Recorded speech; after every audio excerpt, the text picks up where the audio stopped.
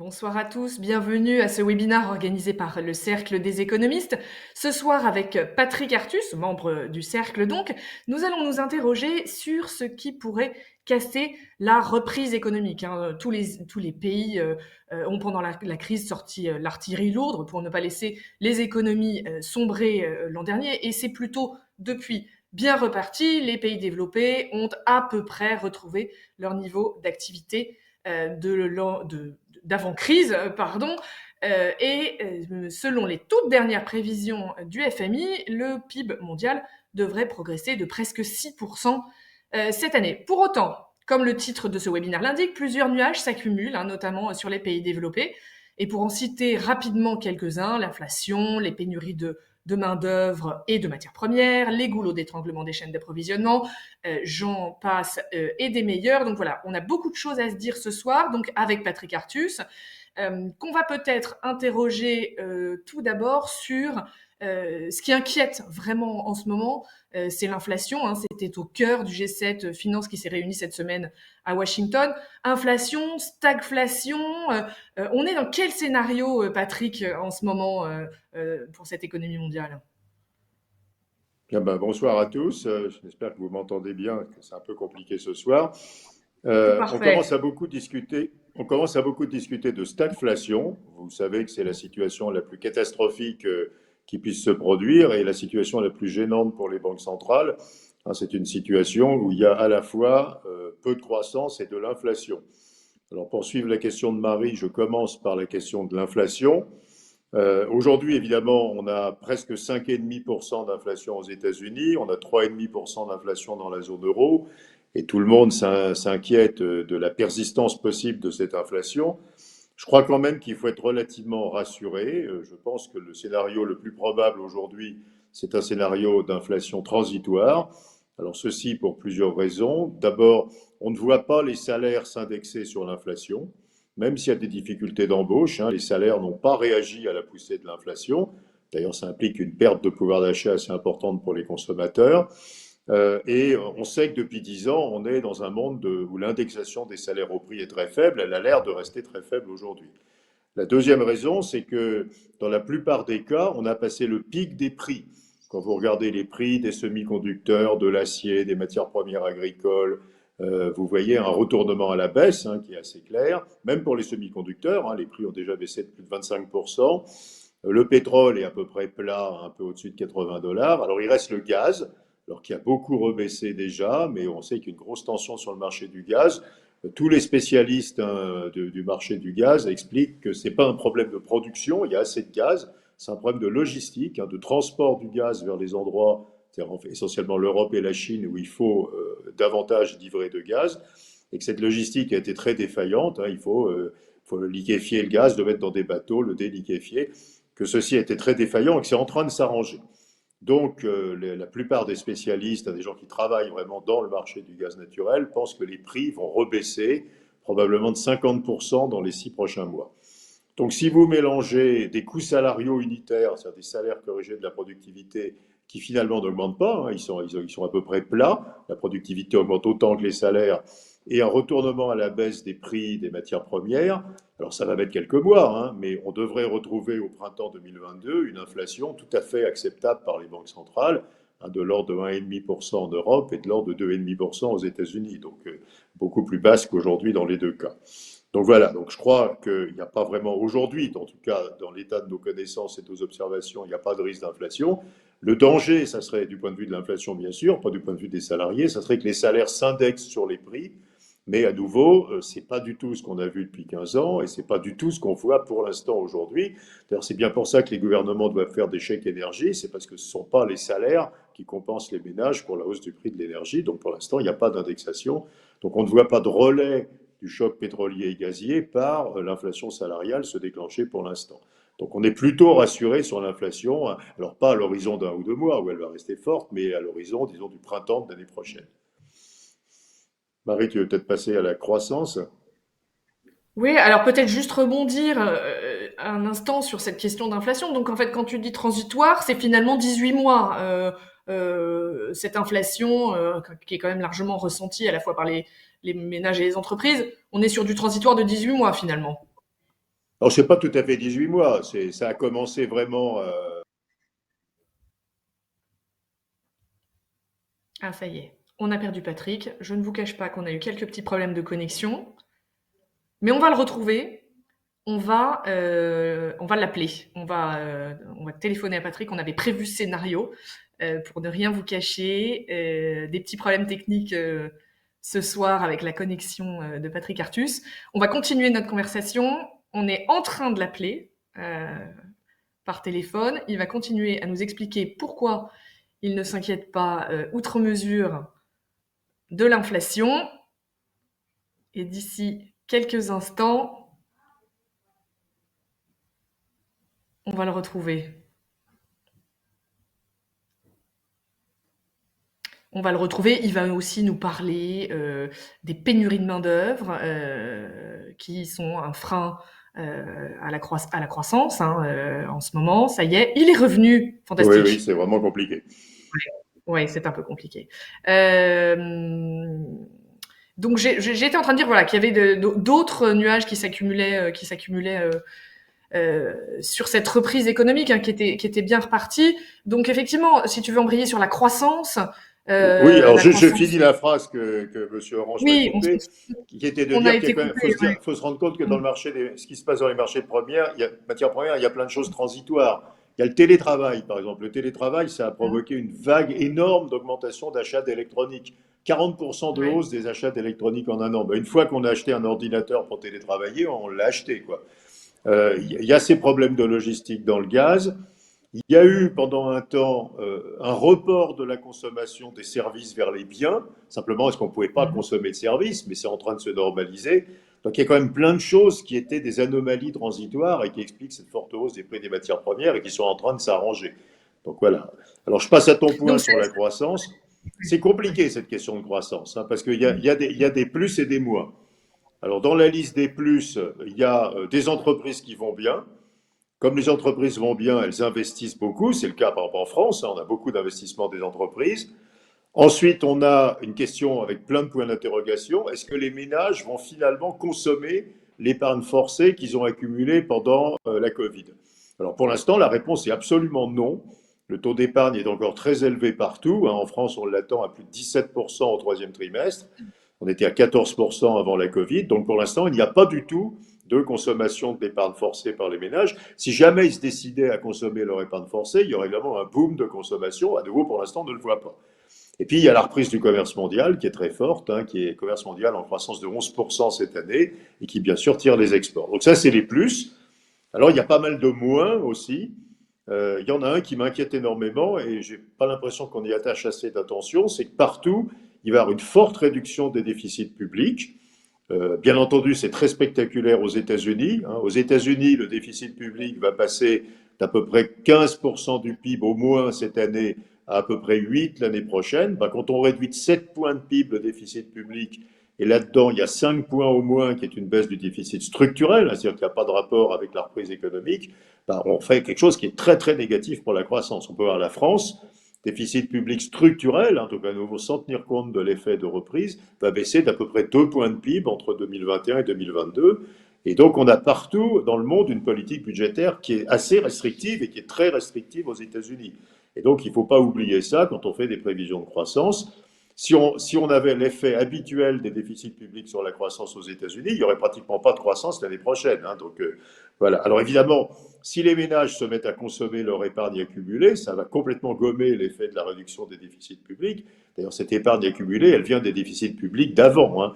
Mais si les ménages continuent à épargner beaucoup, on va avoir un vrai problème, quoi. On va retirer les déficits publics alors que les ménages n'ont toujours pas commencé à désépargner et continuent à épargner beaucoup. Voilà, donc il y a une vraie inquiétude.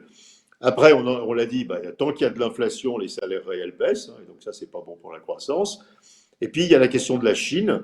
On a vraiment un vrai ralentissement chinois qui est dû à tout, hein, les consommateurs très prudents avec le vieillissement démographique, hein, la crise des promoteurs immobiliers qui touche toute la promotion, hein, et pas seulement Evergrande. donc qui va quand même beaucoup freiner la construction. Et puis, depuis des années et des années, il n'y a plus de progression du tout de l'investissement des entreprises, ce qui est lié à l'excès d'endettement, ce qui est lié maintenant aussi aux risques politiques, il ne faut pas l'ignorer. Donc, il n'y a plus vraiment de moteur de la croissance en Chine, à part les exportations, mais ce n'est pas très gros, les exportations en Chine, c'est moins de 20% du PIB. Et donc, le ralentissement chinois.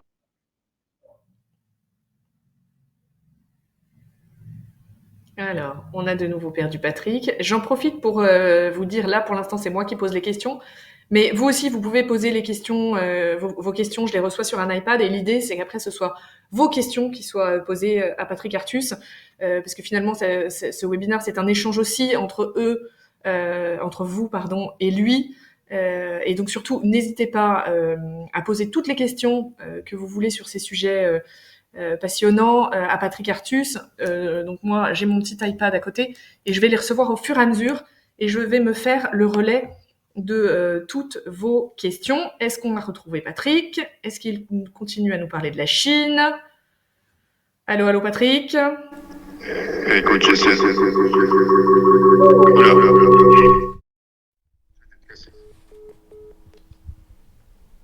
Et ambiance Halloween.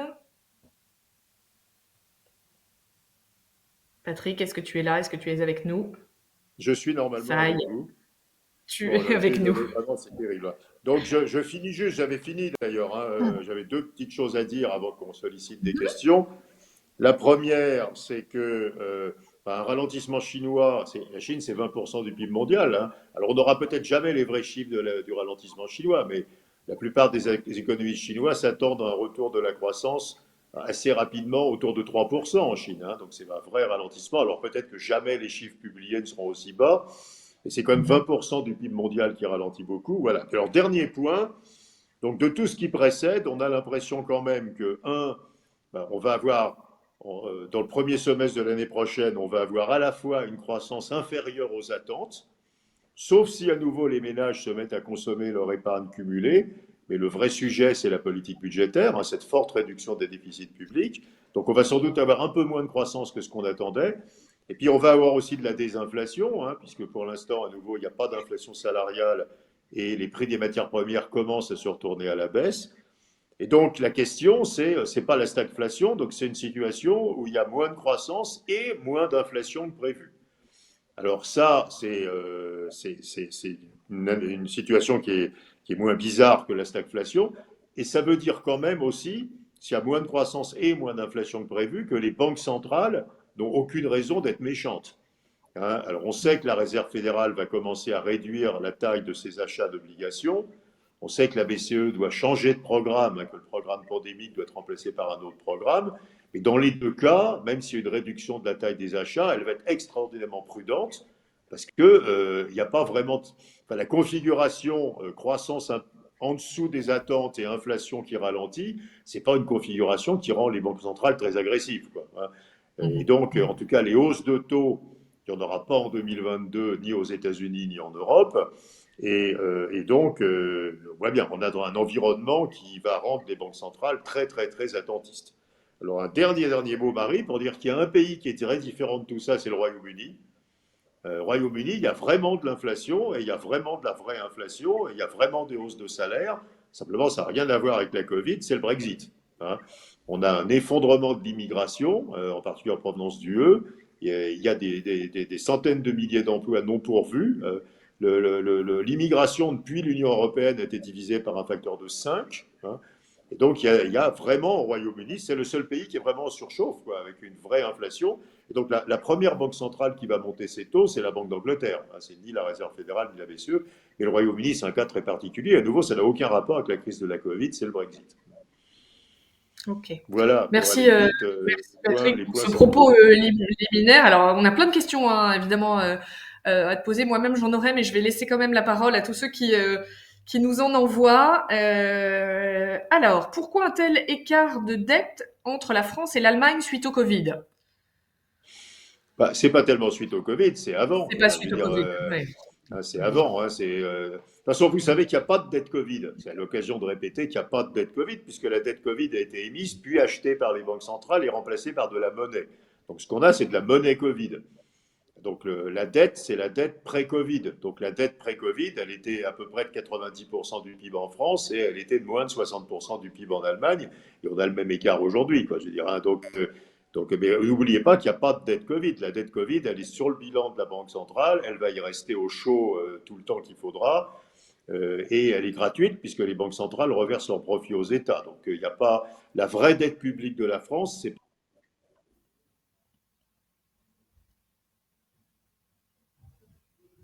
Et zut, on a encore perdu Patrick. Alors, le temps qu'il se reconnecte.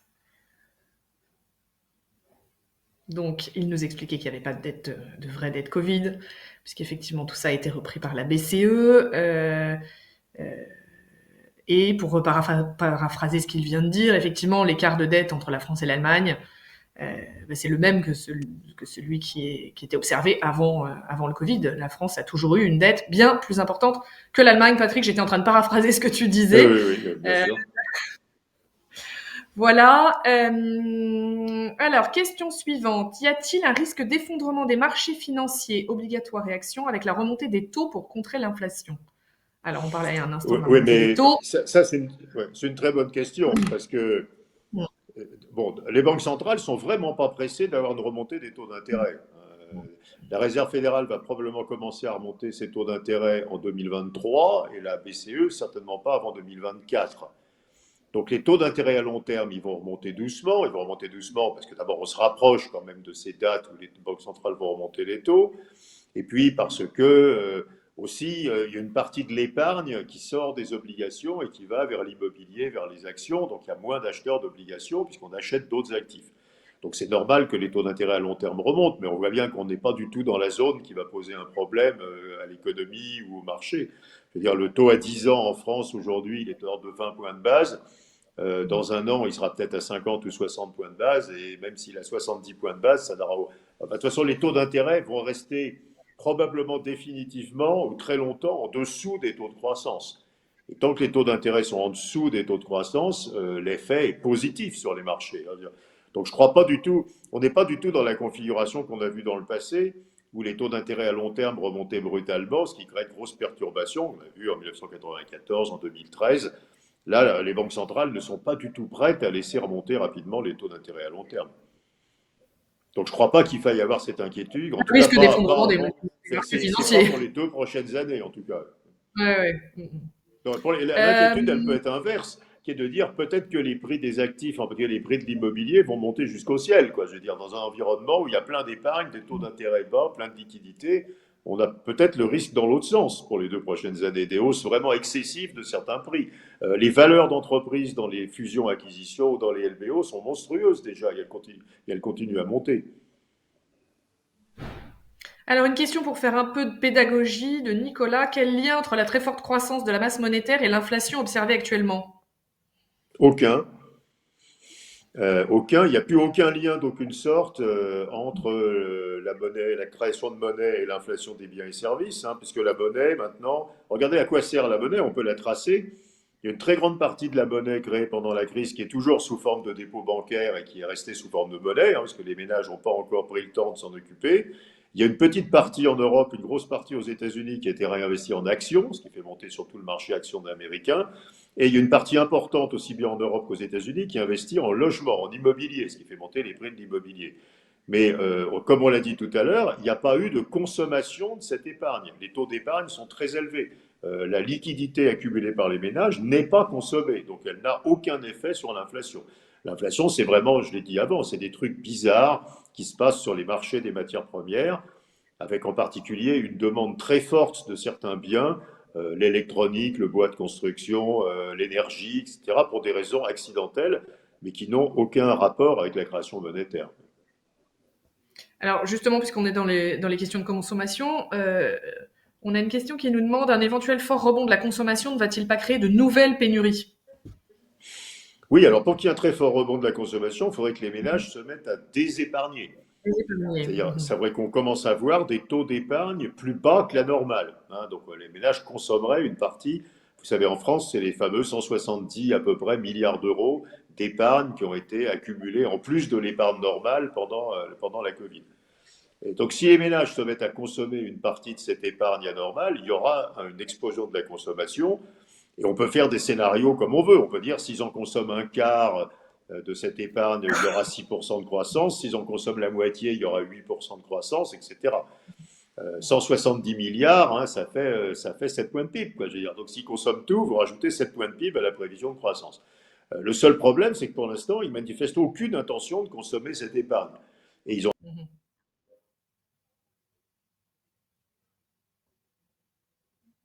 Il va revenir. Donc nous revoilà ensemble. Patrick disait, ils n'ont aucune intention de consommer cette épargne, qui effectivement pour l'instant constitue des bas de laine extraordinairement importants. Il n'y a pas de frémissement des chiffres de la consommation, hein, en tout cas pas en Europe. La question portait sur les pénuries. Oui, voilà, on va boucler la question. Donc, est-ce que ça peut créer des nouvelles pénuries s'ils se Oui, mettaient, alors on fait de oui, mais je disais que une oui, fiction, évidemment. hein, mais Enfin, s'ils se si mettaient on à consommer, consommait une partie importante de l'épargne, on aurait ouais. un boom incroyable de la croissance. À nouveau, on a 7 Mhm. points de PIB en épargne non consommée.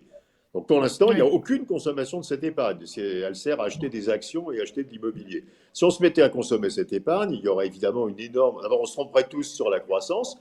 Je faisais le calcul rapidement tout à l'heure. Si on consommait on prévoit 4% de croissance en France en 2022 aujourd'hui, hein. Si les ménages consommaient le quart de l'épargne accumulée, on aurait 6%. S'ils consomment la Ouais. moitié, on aurait 8%, quoi, etc., etc. Donc si on avait 6% de croissance, il y aurait à nouveau plein de pénuries. Surtout s'il s'agit de biens. Le truc important, c'est qu'on a eu une forte consommation de biens. Les services, ça ne consomme pas de matières premières ni de transport. Mais les ménages, ils ont Mhm. acheté des meubles, de l'électronique, et donc ils ont acheté des biens, et donc ça a anormalement chargé la consommation de matières premières et le besoin de transport. Donc si on avait une consommation de biens d'une partie importante de l'épargne accumulée, on aurait une véritable surchauffe. À nouveau, je me répète, mais pour l'instant, c'est pas du tout ça qui se passe, quoi. Pour l'instant, le taux Mhm. d'épargne est très élevé dans tous les pays, et donc les ménages ont la trouille, quoi, pour parler simplement, et donc continuent à beaucoup épargner. Ils ont la trouille peut-être parce qu'il y a le vieillissement, parce qu'ils ont peur des prix de l'énergie, parce qu'il y a le géopolitique, parce qu'il y a les risques liés à la transition énergétique. On ne sait pas ce qui va se passer dans certaines activités, pensez à l'automobile par exemple. Et donc pour l'instant, on a plutôt un comportement de surépargne des ménages, hein, qui continue partout, Et quoi. les pénuries actuelles, dans quelle proportion elles pèsent sur la croissance? Alors, c'est anecdotique, mais sans l'être. Ikea dit qu'il manque 20% des produits dans ses rayons. À quel point Oui, ça pèse aujourd'hui? bah, c'est difficile à estimer, hein, parce qu'on peut substituer une consommation à une autre. Il y a un seul endroit où Mm. c'est clair, c'est l'automobile. Mm. On attendait une progression. Ah non, c'est pas possible. Mais j'en ai marre. Non, on t'entend, Oh là là. Patrick. Oui, oui, mais Tu es c'est là. insupportable. Oui, oui. Tu n'es plus là. Si, si, je suis là, je suis là. On Ok. attendait une progression de la demande. On s'attendait à ce que la production d'automobiles augmente de 15% en 2021 par rapport à 2020 et elle va être au même niveau que 2020. Donc là, il y a une perte qui est absolument claire. Dans la construction, il y a aussi des délais qui sont tout à fait clairs. Bon, c'est difficile à estimer. C'est probablement plus gros aux États-Unis qu'en Europe. C'est difficile à estimer. Il y a un effet. Et dans le même temps, les ménages peuvent se reporter sur d'autres biens, quoi, hein. Donc, voilà. Mais à nouveau, je l'ai dit tout à l'heure, c'est plutôt en train de s'arranger, hein. Dans la construction, on voit arriver quand même pas mal de choses qui étaient en retard. On voit bien les prix baissent. Après, le bois de construction, c'est un indicateur assez intéressant. Le prix du bois de construction triple. Et ben après, là, il a été divisé par 3. Donc, il est revenu juste à son niveau d'avant, quoi. Donc, à nouveau, le pic des prix, les prix, c'est un assez bon indicateur du degré de pénurie, quoi. Le pic des prix, c'était au mois d'août, quoi, hein. Là, on est vraiment partout, sauf sur le gaz, on en parlait avant, on est partout en dessous du pic des prix sur l'ensemble des matières premières. Et ben, prends un truc qui est assez intéressant à regarder, le prix d'un container entre la Chine et la Californie.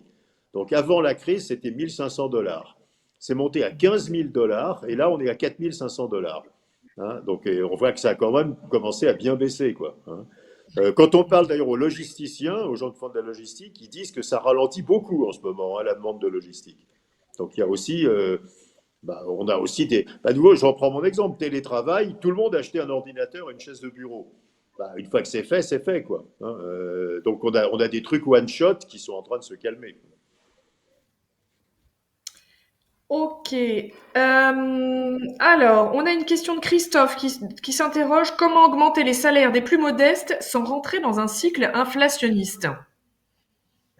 Bah, d'abord, il y a une première question, c'est comment. Alors, disons qu'on veut augmenter les salaires des plus modestes. Je crois qu'il y a un consensus assez large là-dessus. La question 1, c'est comment on le fait sans détruire de l'emploi. Et alors, sans détruire de l'emploi, il faut que ce soit fait par un accord de branche. Parce que si c'est fait par un accord de branche, toutes les entreprises de la branche vont devoir monter leur salaire. Donc, elles vont pouvoir monter leur prix, parce qu'il n'y aura pas de problème de concurrence. Alors qu'une entreprise seule, évidemment.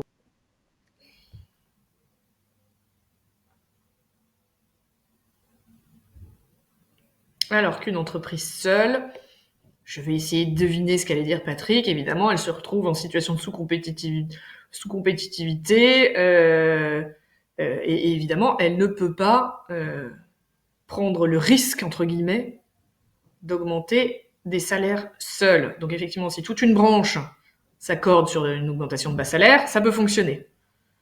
Mais c'est lui l'économiste, c'est pas moi. Je préférerais que ce soit lui qui vous le dise. Non, non, Et le mais voilà. je vais essayer de le dire avant que ça recoupe. Je ne sais pas ce qui se passe, hein, c'est très Voilà. normal. La technologie, pourtant, j'ai tout le réseau qu'il faut, mais ça coupe tout le temps. La technologie, c'est l'accord de branche. Donc, si une entreprise toute seule ne peut pas monter ses salaires parce qu'elle se fait manger par ses concurrents, si toute une branche monte ses salaires, bah, il n'y a pas de problème de concurrence. Et donc, si dans toute une branche, les salaires montent et on peut monter les prix, bah, il n'y a pas de problème de marge et donc ça ne détruit pas d'emploi. Donc, tout le monde est d'accord aujourd'hui, y compris le MEDEF, hein, donc il faut passer par des accords de branche. Ensuite, il ne s'agit pas de monter tous les salaires. C'est le vrai débat entre ce qu'il faut monter la totalité des salaires et ceux qui disent non, il faut monter les bas salaires dans les branches où ils sont particulièrement bas, c'est-à-dire le nettoyage, la restauration, un morceau de l'agroalimentaire, un morceau de la distribution. Voilà, c'est quelques branches bien répertoriées. D'estimation qu'on a, c'est 4 à 5 des salariés.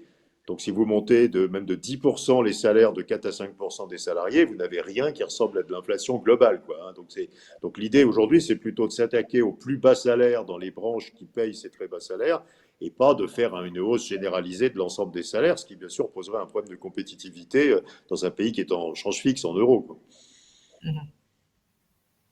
Alors, toujours sur ces questions d'inflation, l'inflation touche aussi les pays en développement qui comptent beaucoup sur l'importation de biens de consommation.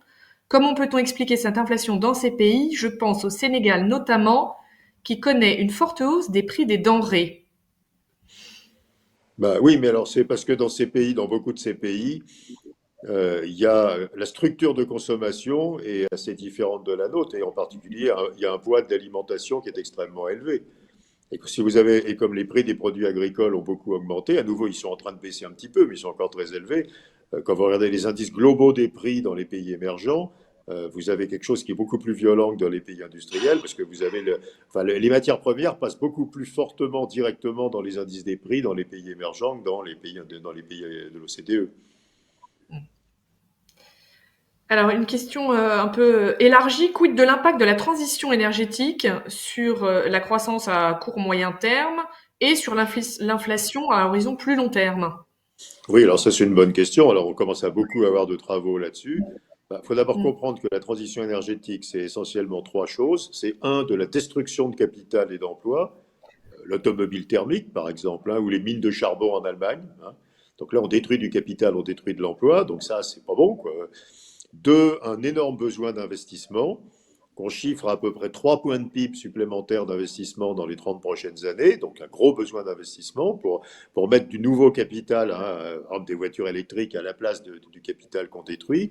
Et trois, une hausse de prix de l'énergie, parce que les énergies renouvelables sont intermittentes, hein, et comme elles sont intermittentes, oui, il faut plus d'installations, parce qu'il faut stocker une partie de la production pendant qu'on peut produire pour rendre la production pendant qu'on ne peut pas produire. Et vous avez donc besoin, si vous avez des éoliennes, vous avez besoin de 2 fois plus d'éoliennes que ce qui satisfait la demande, parce qu'il faut stocker la moitié de la production pendant qu'il y a du vent, normalement dans le futur en hydrogène, et ensuite rendre au réseau.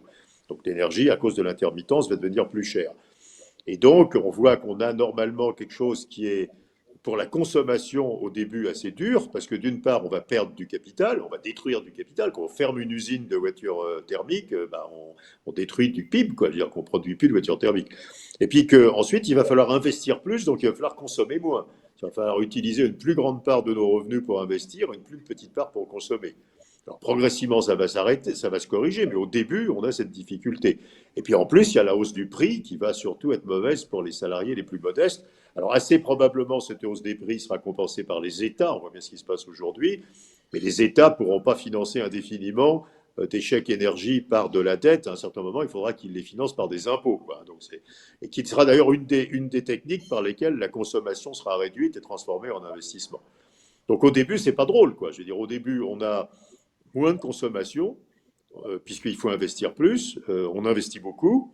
Donc plus tard, bien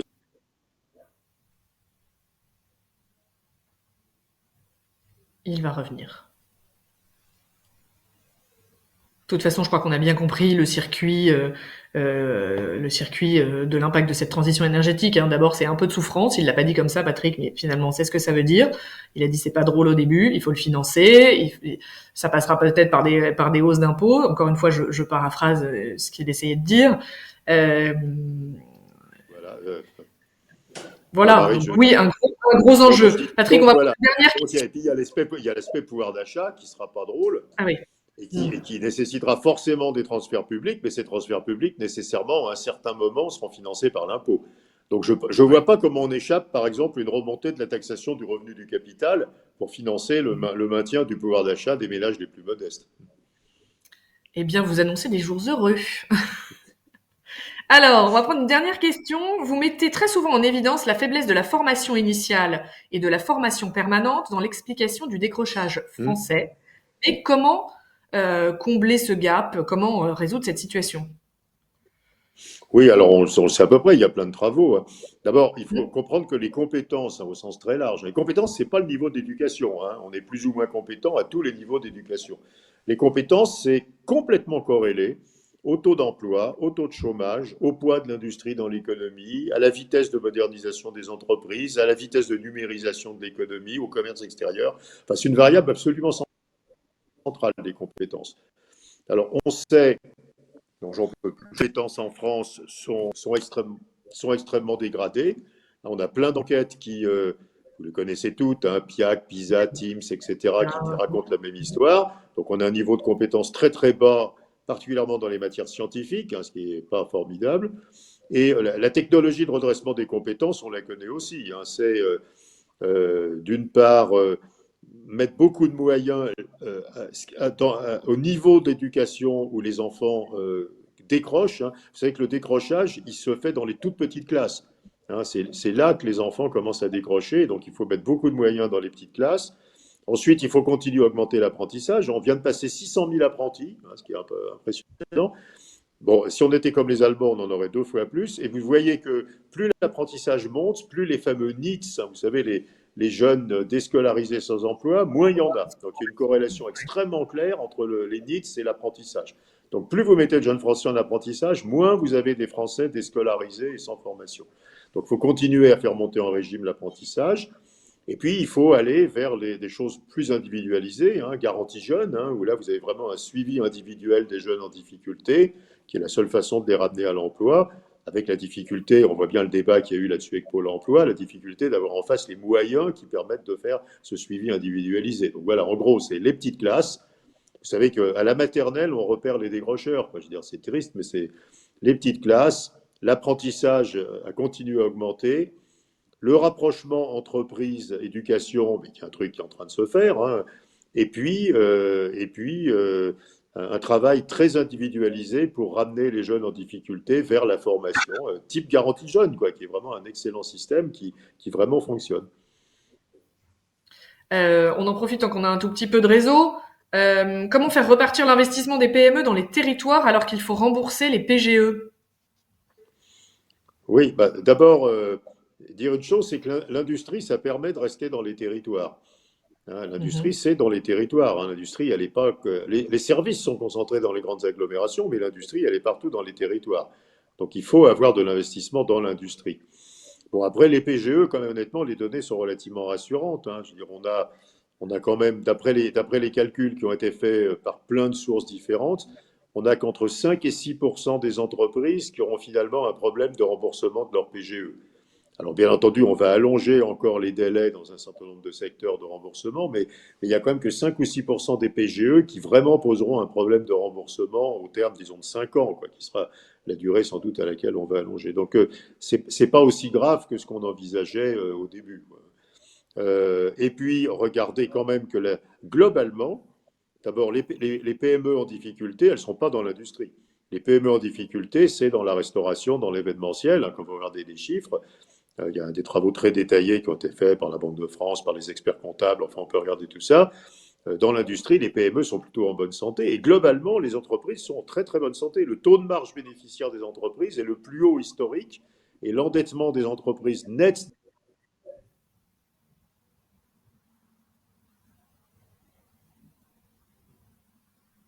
Donc, comment faire repartir l'investissement dans les PME, dans les territoires? Finalement, c'est la santé des entreprises qui va le faire repartir tout seul, hein. Euh, Patrick disait, il y a peu d'entreprises qui ne pourront pas rembourser leur PGE. Effectivement, la Banque de France, elle a surveillé tout ça de très près. Voilà, revoilà Patrick. Oui. Donc l'investissement dans les PME, il va repartir. Bah, alors, à nouveau, je disais qu'il y avait, Ouais. quand on regarde toutes les données, on a des données très détaillées maintenant, BPI, Banque de France, experts comptables. Ouais, tout Il y ça. a 5 ou 6 des PME qui sont en difficulté, c'est évidemment dans la restauration, l'événementiel, la culture, etc. C'est pas dans l'industrie. Et ce dont on a besoin dans les territoires, c'est de l'investissement industriel, parce que c'est ça qui irrigue les territoires. Les PME industrielles, elles vont bien, quoi, je veux dire. Et à nouveau, on est très surpris de la situation des entreprises. On a 5 000 faillites le trimestre dernier, alors qu'en 2019, on en avait 12 000 ou 13 000 par trimestre. Et la dette nette a baissé depuis le début de la crise. Quand on soustrait les réserves de cash de la dette, il y en a moins qu'avant la Covid. Donc on a quand même des entreprises qui sont en moyenne en forme, quoi, je veux dire. D'ailleurs, l'investissement en France, l'investissement des entreprises est extraordinairement fort. Il est beaucoup plus fort que dans les autres pays européens. Il est vraiment en train d'augmenter à toute allure, quoi. C'est assez impressionnant. Un petit mot sur le plan France 2030 présenté cette semaine par le Oui. président de la République pour dessiner l'industrie de demain en France, justement. Moi, je vais dire des banalités, Marie, parce que tout le monde dit la même chose. Tous les gens bah, c'est pas une question d'argent. C'est bien de mettre de l'argent. Le tout là-dedans, c'est l'exécution. Et Ouais. donc, mais le président a dit des choses qui étaient tout à fait dans le bon sens. Il a dit, il va falloir que l'État apprenne à perdre de l'argent, c'est-à-dire à financer des projets risqués qui, à la fin, vont pas marcher. L'État, pour l'instant, n'a absolument pas une culture du risque, hein. Donc, il va falloir que l'État prenne la culture de l'État américain, c'est-à-dire accepte de perdre de l'argent public sur des projets qui, hélas, ne marchent pas. Et deuxièmement, il va falloir trouver des partenaires industriels qui fassent tous ces projets et qui, eux, arrivent à embaucher. Donc, il y a deux niveaux de problème, quoi. C'est un, trouver le partenaire. C'est bien de dire on va mélanger les PME, les startups et les grands groupes. Enfin, après, il va falloir monter des conglomérats, des filières. Là, on a une seule filière en France qui existe vraiment, c'est l'aéronautique. Le reste, c'est pas des filières, quoi. D'ailleurs, le président a dit lui-même, c'était comme dommage que les constructeurs automobiles se parlent pas entre eux, ce qui veut bien dire qu'il n'y a pas de filière. Et ensuite, il va falloir ensuite que ces entreprises qui postuleront pour être dans ces projets, dans toutes ces directions, elles arrivent à embaucher des gens compétents. On en a parlé avant, ça, c'est pas gagné non plus, quoi. Donc, Ouais. c'est bien de Ouais. mettre de l'argent dans l'hydrogène, mais l'hydrogène, il faut poser des tuyaux, hein, pour l'amener dans les usines. Et puis, pour poser des tuyaux, il faut des soudeurs. Et malheureusement, il n'y a pas de soudeurs, hein. Donc, on ne peut pas poser de tuyaux parce qu'il n'y a pas de soudeurs. Donc, on va se heurter à des problèmes assez idiots comme ça, qui sont des problèmes de compétences, finalement, qui vont vraiment freiner beaucoup tous ces projets. Hein, le nucléaire, c'est pareil, hein. Il y a plus de chaudronnerie de haute qualité en France. Et donc, quand on parle aux gens d'EDF, ils disent, ben, on a un problème, c'est qu'on ne sait pas souder une cuve de centrale nucléaire avec la qualité qui est nécessaire. C'est un problème de compétence, quoi. Il faut former des soudeurs. Ben, ça, c'est pas si simple, quoi. Alors qu'en Chine, il y a des soudeurs, quoi. Mm. Bon, tout ça va prendre un peu de temps. Alors, sur un tout autre sujet, et j'avais déjà dit il y a au moins 3 questions que ce serait la dernière question, donc on va arriver au bout. Quels sont les facteurs qui expliquent l'appréciation du dollar par rapport à l'euro depuis janvier? Et quelles sont vos anticipations pour les 12-24 prochains mois? Oh, là, c'est assez simple, hein, je veux dire. On était parti quand même sur la piste qui était fausse, qu'il y avait tellement de déficit extérieur aux États-Unis que ça finirait bien par affaiblir le dollar. Ben, pour l'instant, ça ne se passe pas du tout comme ça. Les États-Unis Mhm. ont cet énorme déficit extérieur qui continue à augmenter avec les plans de relance américains et ils se financent sans difficulté. Donc il y a plein d'acheteurs de dettes américaines qui simplement arbitre les taux américains contre les taux japonais ou contre les taux européens. Donc pour l'instant, il n'y a pas de problème de financement des États-Unis. Et donc ce que les marchés financiers regardent, c'est l'asymétrie entre d'un côté la Réserve fédérale qui dit qu'elle va commencer à monter ses taux d'intérêt en 2023 et la BCE qui dit qu'elle ne va pas les monter avant 2024. Donc en gros, il y a un an d'écart entre les politiques monétaires des États-Unis et de la zone euro. Et c'est ce décalage qui se crée entre les deux banques centrales qui fait monter fait monter le dollar par rapport à l'euro. Alors, ce n'est pas non plus une appréciation extraordinaire. On est à 1,16, hein, on était à un moment à 1,22, donc l'euro a perdu 3-4%, quoi. Mais c'est vraiment le décalage de politique monétaire. À un certain moment, quand même, on se dit que le déficit extérieur et la...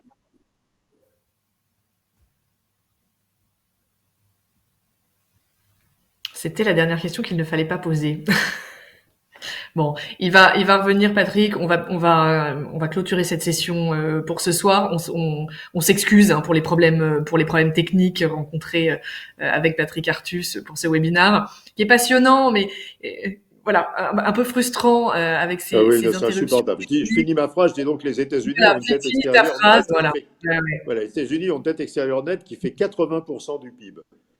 Et Mhm. il y a un vieil économiste belge que les Américains appellent Triffin, qui s'appelait en réalité Robert Triffin, qui avait écrit dans les années 60 que le dollar allait s'effondrer parce que les États-Unis allaient tellement exploiter le rôle de monnaie de réserve du dollar que la dette extérieure des États-Unis deviendrait insupportable et que ça ferait chuter le dollar. Bon, on n'en est pas là, mais la dette extérieure des États-Unis devient gigantesque, quoi, hein. Donc, mais pour l'instant, cette fragilité n'a aucun effet sur le dollar, parce qu'à nouveau, tout le monde achète du dollar, simplement parce que si vous achetez une dette à 10 ans du Trésor américain, vous avez 1,60%, et du Trésor allemand, vous avez moins 0,20. Hein, donc tout le monde achète du dollar et personne ne regarde la dette extérieure des États-Unis. On regarde simplement que les taux d'intérêt sont plus élevés aux États-Unis qu'en Europe et au Japon. Mais il y a quand même une vraie menace de long terme qui est le niveau extravagant de l'endettement extérieur des États-Unis, qui vient de cet appétit pour l'épargne du reste du monde. Il faut comprendre que Biden finance ses plans de relance en piquant l'épargne du reste du monde, quoi. Donc c'est absolument scandaleux, mais c'est très efficace. Bon, ce sera le mot de la fin. Merci beaucoup, Patrick, pour ce vaste panorama de l'économie mondiale. Merci à tous de nous avoir suivis pour ce webinaire. Évidemment, vous serez tenus au courant par le Cercle des économistes du prochain point de conjoncture hein, qui a lieu tous les 2 mois. Encore une fois, merci. Encore une fois, toutes nos excuses pour ces petits problèmes techniques. Et on remercie Patrick Artus pour cet exposé très intéressant ce soir. Et nous, on vous souhaite aussi une bonne soirée.